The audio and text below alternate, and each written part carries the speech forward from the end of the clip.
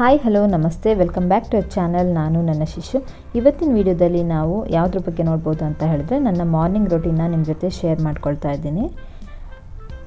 ಶಿಶಿರನ್ನು ಈಗಿನ ಸ್ಕೂಲಲ್ಲಿ ಬಿಟ್ಟು ಬಂದೆ, ನಂತರ ಶುಭನ್ನ ಕೂಡ ಮಲಗಿಸಾಯಿತು. ಅವನ್ನ ಸ್ಕೂಲಿಗೆ ಬಿಟ್ಟು ಬಂದು ಶುಭನ್ ಮಲಗಿಸಿದೆ. ಇವತ್ತು ಬ್ರೇಕ್ಫಾಸ್ಟ್ಗೆ ನಾನು ಇಡ್ಲಿನ ಮಾಡಿದ್ದೆ, ಇಡ್ಲಿ ಆ್ಯಂಡ್ ಪೀನಟ್ ಚಟ್ನಿ ಮಾಡಿದ್ದೆ.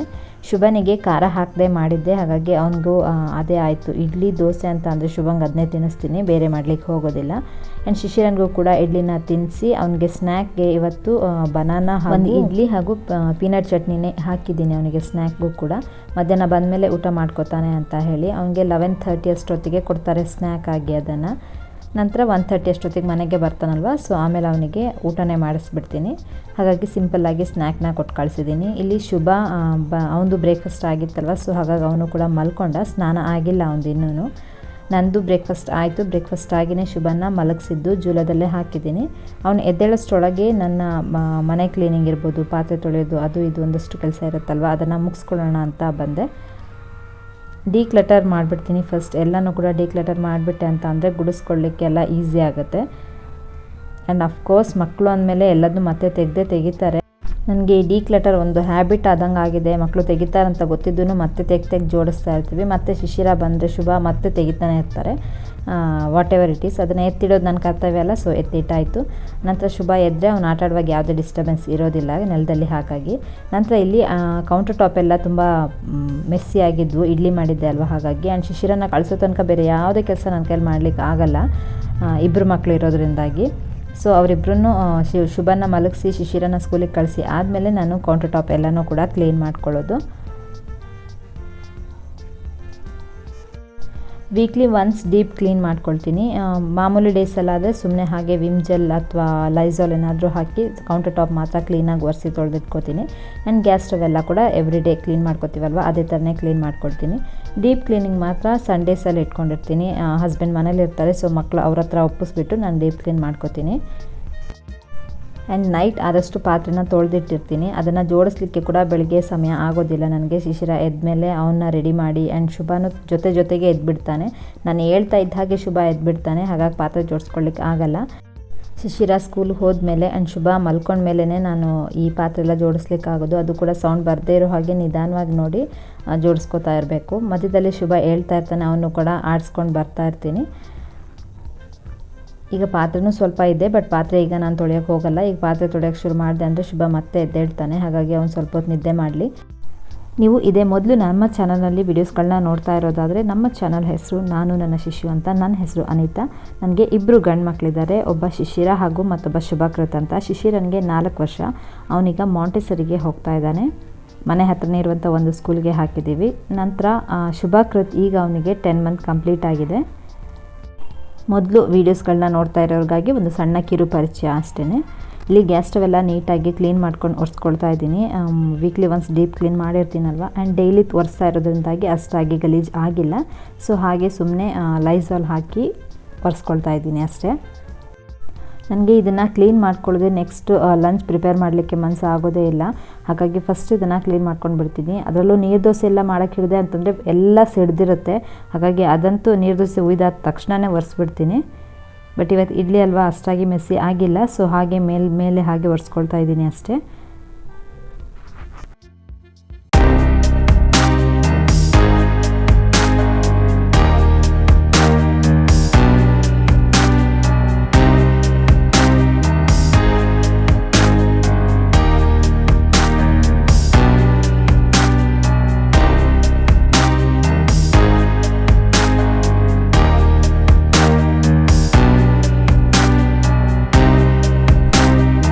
ನಂತರ ಮನೆಯನ್ನೆಲ್ಲ ನೀಟಾಗಿ ಗುಡಿಸ್ಕೊಳ್ತಾ ಇದ್ದೀನಿ. ಇವತ್ತು ನೆಲ ಒರೆಸ್ಲಿಕ್ಕೆ ಹೋಗೋದಿಲ್ಲ, ಮಾಪ್ ಮಾಡೋದಿಲ್ಲ. ಯಾಕಂತ ಹೇಳಿದರೆ ಆಲ್ಟರ್ನೇಟ್ ಡೇಸ್ನಲ್ಲಿ ಮಾಡ್ತಾ ಇದ್ದೀನಿ ಅಷ್ಟೇ. ನನಗೆ ಅಷ್ಟಕ್ಕೆ ಮಾತ್ರ ಸಮಯ ಆಗೋದು, ಡೈಲಿ ಎಲ್ಲ ಒರೆಸೋಷ್ಟು ಸಮಯ ಇರೋದಿಲ್ಲ. ಅಷ್ಟರಲ್ಲಿ ಶುಭಂಗೆ ಸ್ನಾನ ಮಾಡಿಸೋದಿರುತ್ತೆ, ಬೇರೆ ಲಂಚ್ ಪ್ರಿಪೇರ್ ಮಾಡೋದು ಹಾಗೆಲ್ಲ ಕೆಲಸ ಇರುತ್ತೆ.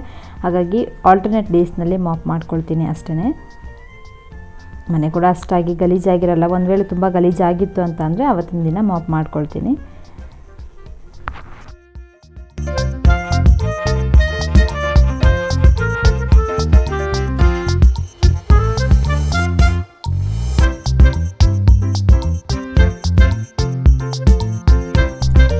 ನಂತರ ಈ ಕೆಲಸ ಬಂದುಬಿಟ್ಟು ಶುಭನ್ಗಾಗಿ, ಶುಭನ ಸೇಫ್ಟಿಗಾಗಿ ಅಂತಲೇ ಹೇಳ್ಬೋದು. ನಮ್ಮ ಚಾನಲ್ನಲ್ಲಿ ಆಲ್ರೆಡಿ ಒಂದು ವೀಡಿಯೋನ ಅಪ್ಲೋಡ್ ಮಾಡಿದ್ದೀವಿ, ಸೇಫ್ಟಿ ಐಡಿಯಾಸ್ ಫಾರ್ ಕಿಡ್ಸ್ ಅಂತ ಹೇಳಿ. ಶುಭನ್ಗೆ ಒಂದು ವೇಳೆ ಕೆಳಗೆ ಇಳಿಯೋಕ್ಕೆ ಆಗದೆ ಇದ್ದಾಗ ಅವನಿಗೆ ಪೆಟ್ಟಾಗಬಾರ್ದು ಆ್ಯಂಡ್ ಸೇಫ್ ಆಗಿರಬೇಕು ಅವನು ಅಂತ ಹೇಳಿ ಸೈಡಲ್ಲಿ ಸ್ವಲ್ಪ ದಪ್ಪವಾಗಿರೋ ಬೆಡ್ಶೀಟ್ನ ಹಾಕಿರ್ತೀನಿ. ಅದನ್ನು ಆರಾಮಾಗಿ ಇಳಿತಾನವನು. ಒಂದು ವೇಳೆ ನಿದ್ದೆಗಣ್ಣಲ್ಲಿದ್ದಾಗ ಏನಾದರೂ ಕೆಳಗಡೆ ಬಿದ್ದರೆ ಅಂತ ಹೇಳಿ ಅವ್ನಿಗೆ ಆ ರೀತಿಯಾಗಿ ಹಾಸೋದು. ಆ್ಯಂಡ್ ಇಲ್ಲಿ ಪ್ಲೇ ಮ್ಯಾಟ್ನ ಕೂಡ ರೆಡಿಯಾಗಿ ಹಾಸಿಟ್ಟಿರ್ತೀನಿ. ಇನ್ನೇನು ಅವನು ಹೇಳ್ತಾನೆ ಅಂತ ಅಂದರೆ ತಕ್ಷಣ ಕೆಳಗೆ ಬಿಡ್ಲಿಕ್ಕೆ ಸರಿ ಹೋಗುತ್ತೆ. ನಂತರ ಅವನಿಗೆ ಸ್ನಾನಕ್ಕೆ ಕೂಡ ರೆಡಿ ಮಾಡಿಡ್ತಾ ಇದ್ದೀನಿ. ಡೈಪರ್ಸ್ ಇರ್ಬೋದು, ಮಗುವಿನ ಡ್ರೆಸ್, ಟವಲ್ ಆ್ಯಂಡ್ ಎಲ್ಲ ಕ್ರೀಮನ್ನು ಕೂಡ ರೆಡಿ ಮಾಡಿ ಇಟ್ಕೊಂಡಿರ್ತೀನಿ. ಎದ್ದ ತಕ್ಷಣ ಅವನಿಗೆ ಫೀಡ್ ಮಾಡಿ ಸ್ನಾನ ಮಾಡಿಸ್ಬೇಕು. ಹಾಗಾಗಿ ಈಗ ಸಮಯ ಕಾಣಿಸ್ತಾ ಇರ್ಬೋದು ನಿಮಗೆ, 10:45 ಆಗಿದೆ. ಸೊ ಅವನು ಎದ್ದ ತಕ್ಷಣ ಅವನಿಗೆ ಲಂಚಿಗೆಲ್ಲ ರೆಡಿ ಮಾಡಬೇಕಲ್ವ, ನಮಗೂ ಲಂಚಿಗೆ ರೆಡಿ ಮಾಡಿಕೊಂಡು ಜೊತೆಗೆ ಶುಭನ್ಗೂ ಕೂಡ ಇಡೋಣ ಅಂತ ಅಂದ್ಕೊಂಡೆ. ನಮ್ಮದೆಲ್ಲ ಲಂಚ್ ಪ್ರಿಪೇರ್ ಮಾಡಿದೆ, ಅದನ್ನು ನಾನು ವೀಡಿಯೋನಲ್ಲಿ ಆ್ಯಡ್ ಮಾಡಿಲ್ಲ. ಇಲ್ಲಿ ಶುಭನ್ಗೆ 1 ಪಾಟ್ ರೆಸಿಪಿನ ಮಾಡ್ತಾಯಿದ್ದೀನಿ. ಬೆಳಿಗ್ಗೆ ಇಡ್ಲಿ ತಿಂದಿದ್ದ ಅಲ್ವಾ ಸಿಂಪಲ್ಲಾಗಿ, ಹಾಗಾಗಿ ಈಗ ಸ್ವಲ್ಪ ಹೆಲ್ದಿಯಾಗಿರಲಿ ಅಂಥೇಳಿ ಕ್ಯಾರೆಟ್ನ ಚೆನ್ನಾಗಿ ಸಿಪ್ಪೆ ತೆಗೆದು ಅದನ್ನು ಕಟ್ ಮಾಡಿ ಇಟ್ಕೊಂಡಿದ್ದೀನಿ. ನಂತರ ಅಲ್ಲಿ 2-3 ಟೀ ಸ್ಪೂನಷ್ಟು ಹೆಸರು ಬೇಳೆ, ನಂತರ 1 ಕಪ್ಪಷ್ಟು ಅಕ್ಕಿ ತೊಗೊಂಡಿದ್ದೀನಿ. ಆ್ಯಂಡ್ ಇಲ್ಲಿ ತರಕಾರಿ ಕ್ಯಾರೆಟ್ನ ಹೆಚ್ಚಿಟ್ಕೊಂಡಿದ್ದೀನಲ್ವ ಅದನ್ನು ಆ್ಯಡ್ ಮಾಡ್ಕೊಳ್ತಾ ಇದ್ದೀನಿ. ನೀವು ನಿಮ್ಮ ಮಗುವಿಗೆ ಕೊಡೋದಾದರೆ ನೀವು ಬೀಟ್ರೋಟ್ನ ಮಾತ್ರ ತುರಿದು ಆ್ಯಡ್ ಮಾಡಬೇಕಾಗತ್ತೆ. ಈ ಪೊಟ್ಯಾಟೊ ಇರ್ಬೋದು ಆ್ಯಂಡ್ ಆ್ಯಪಲ್ ಈ ರೀತಿಯಂಥವಾದರೆ ನೀವು ಡೈರೆಕ್ಟಾಗಿ ಹಾಕ್ಬೋದು ಸಿಪ್ಪೆ ಎಲ್ಲ ತೆಗೆದುಬಿಟ್ಟು. ಇದನ್ನು ನಾನು ಶುಭನ್ಗೆ ಮಾತ್ರ ಅಲ್ಲ, ಶುಭನ್ಗೆ ಇಷ್ಟೊಂದು ಬೇಕಾಗೋದಿಲ್ಲ ಅಲ್ವಾ, ನೋಡಿದಾಗಲೇ ಗೊತ್ತಾಗಿರ್ಬೋದು ನಿಮಗೆ. ಇದನ್ನು ಶಿಶಿರನ್ಗೂ ಸೇರಿ ಕೊಡ್ತೀನಿ, ಮತ್ತಷ್ಟು ಅವನಿಗೂ ಕೂಡ ಹೆಲ್ದಿ ಆಗಿರಲಿ ಅಂಥೇಳಿ. ಬೆಳಗ್ಗೆ ಇಡ್ಲಿ ತಿಂದಿದ್ದಾನೆ ಶುಭನೂ ಅಷ್ಟೇ, ಶಿಶಿರನೂ ಅಷ್ಟೇ. ಈಗ ಸ್ವಲ್ಪ ಹೆಲ್ದಿಯಾಗಿ ಕೊಡೋಣ ಅಂಥೇಳಿ 1 ಪಾಟ್ ರೆಸಿಪಿನ ಟ್ರೈ ಮಾಡ್ತಾಯಿದ್ದೀನಿ. ಸ್ವಲ್ಪ ಜೀರಿಗೆನ ಹಾಕಿದ್ದೀನಿ, ನಂತರ ಒಂದು ಸ್ವಲ್ಪ ಅರಿಶಿನ ಪುಡಿ. ಇದರಲ್ಲಿ ಕ್ಯಾರೆಟ್ ಹಾಗೂ ಬೇಳೆ ಹಾಗೂ ಅಕ್ಕಿನ ಮಾತ್ರ ತೆಗೆದು ಶುಭನ್ಗೆ ಮಿಕ್ಸಿ ಮಾಡಿ ಕೊಟ್ಬಿಡ್ತೀನಿ ಅವನಿಗೆ. ನಂತರ ಉಳಿದಿರೋದಕ್ಕೆ ಶಿಶಿರನ್ಗಾದರೆ ಸಾಂಬಾರನ್ನ ಮಿಕ್ಸ್ ಮಾಡಿ ಅವನಿಗೆ ಲಂಚ್ಗೆ ಕೊಟ್ಬಿಡ್ತೀನಿ. ಇಲ್ಲಿ ಶುಭ ಎದ್ದಾಯಿತು, ಶುಭನ ಸ್ನಾನ ಕೂಡ ಆಯಿತು.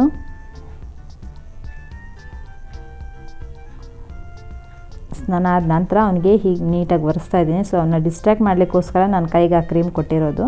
ಫುಲ್ ಟೈಟಾಗಿದೆ ಅದು ಮುಚ್ಚಳ, ತೊಂದರೆ ಇಲ್ಲ ಏನು.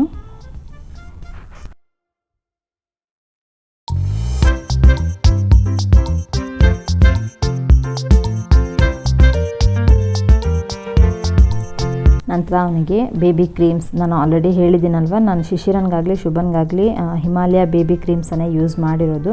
Body lotion, baby cream, diaper rash cream ಎಲ್ಲನೂ ಕೂಡ ಹಿಮಾಲಯದ್ದೇ ಯೂಸ್ ಮಾಡೋದು. ಹಾಗಾಗಿ ಅದನ್ನು ಇವನಿಗೂ ಕೂಡ ಅಪ್ಲೈ ಮಾಡ್ತಾಯಿದ್ದೀನಿ. ಅವನ್ನ ಡಿಸ್ಟ್ರ್ಯಾಕ್ಟ್ ಮಾಡಲಿಕ್ಕೋಸ್ಕರ ನಾನು ಅವನಿಗೆ ಆ ಕ್ರೀಮ್ನ ಕೈಗೆ ಕೊಟ್ಟಿದ್ದೆ.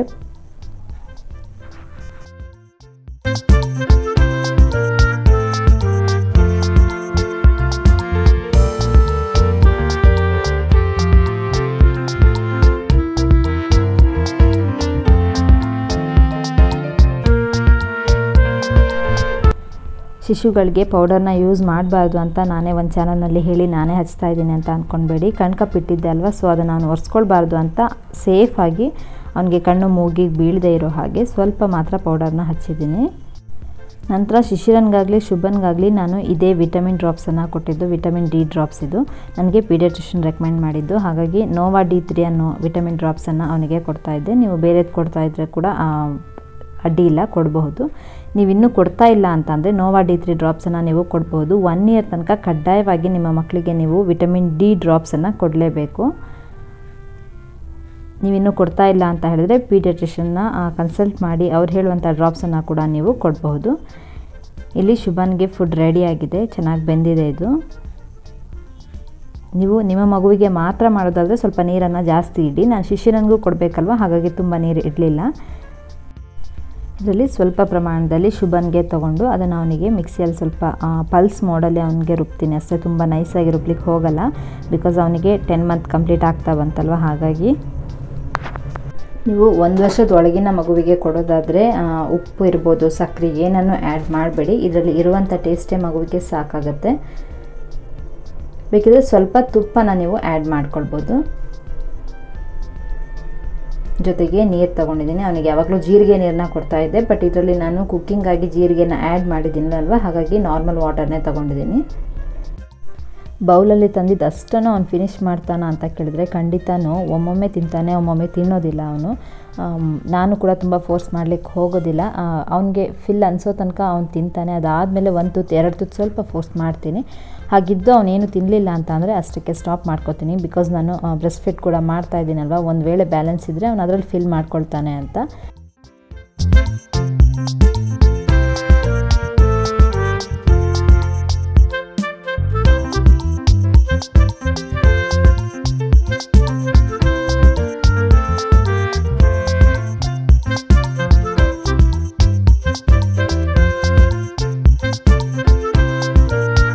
ಈಗ ಸಮಯ 1:15 ಆಗಿದೆ. ಒಂದು 10 ನಿಮಿಷ ಮುಂದೆ ಇದೆ ಗಡಿಯಾರ. 1:25 ಅಷ್ಟೇ ಈಗಿನ್ನು. ಸೊ ನನಗೆ ಸ್ಕೂಲಿಗೆ ಹೋಗಲಿಕ್ಕೆ ಒಂದು 5 ಮಿನಿಟ್ಸ್ ಬೇಕಾಗ್ಬೋದು. ಮನೆ ಹತ್ರನೇ ಇದೆ ಶಾಲೆ. ಹಾಗಾಗಿ ಶಿಶಿರ ಹೊರಗೆ ಬರೋಷ್ಟರೊಳಗೆ ನಾನಲ್ಲಿ ಪ್ರೆಸೆಂಟ್ ಇರಬೇಕು ಅಂತ ಅಂದ್ಕೊಳ್ತೀನಿ ಯಾವಾಗಲೂ ಅಷ್ಟೇ. ಅಷ್ಟರೊಳಗೆ ನಾನೆಲ್ಲ ಕೆಲಸ ಮುಗಿಸಿ ಹೊರಟಿರ್ತೀನಿ.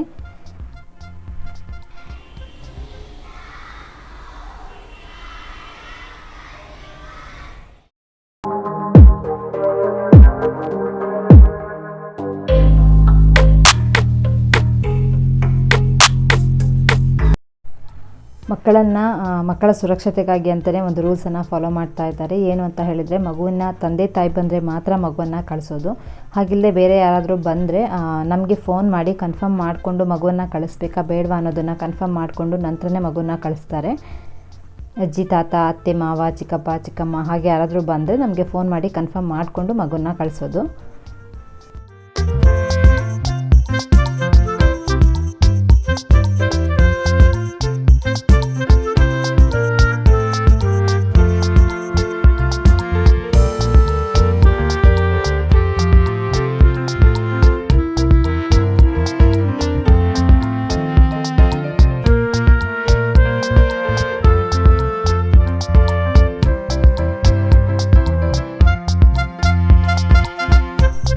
ಇವತ್ತಿನ ಈ ವ್ಲಾಗ್ ನಿಮಗೆ ಖಂಡಿತ ಇಂಟ್ರೆಸ್ಟಿಂಗ್ ಆಗಿಯೂ ಆ್ಯಂಡ್ ಹೆಲ್ಪ್ಫುಲ್ ಆಗಿತ್ತು ಅಂತ ಅಂದ್ಕೊಳ್ತೀನಿ.